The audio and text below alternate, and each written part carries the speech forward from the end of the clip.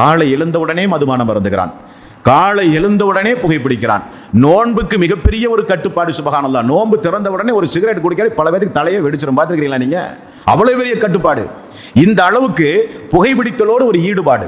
எவ்வளவு அவேர்னஸ் ஆன விழிப்புணர்வு சம்பவங்கள் சமுதாயத்தில் இன்றைக்கு சொல்லப்படுது. புகைப்பிடித்தல் என்பது எத்தனை வகையான கேன்சர், எத்தனை வகையான நோய். ஒரு வருடத்தில் புகைப்பிடிக்கிற ஒரு மனிதனுடைய நுரையீரலில் படிந்துள்ள, இதயத்தில் படிந்துள்ள அந்த கருப்பு படிவத்தை புகைப்படங்களிலே காண்பிக்கிறார்கள், இணையதளங்களிலே காண்பிக்கிறார்கள். சுபஹானல்லாஹ். அவர்கள் எல்லாம் எப்படி உயிர் வாழ்கிறார்கள் என்பது கேள்விக்குறி.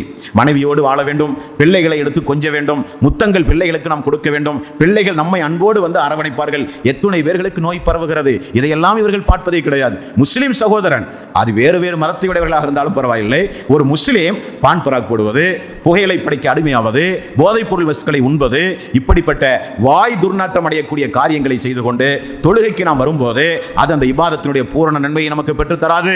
ஆகவே பல் துலக்குதல் என்பது சாதாரணமான விஷயமே அல்ல.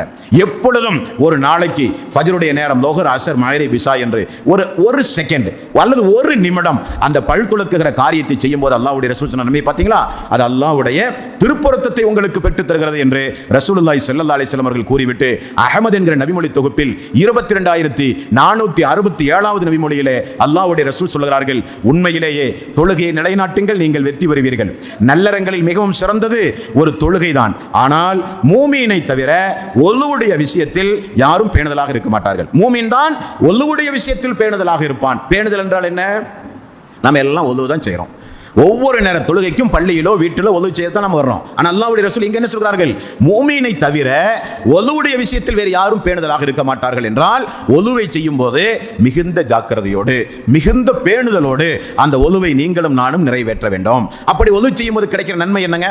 பல் துலக்கும் போது அல்லாஹ்வுடைய திருப்தி நமக்கு கிடைச்சிருச்சு.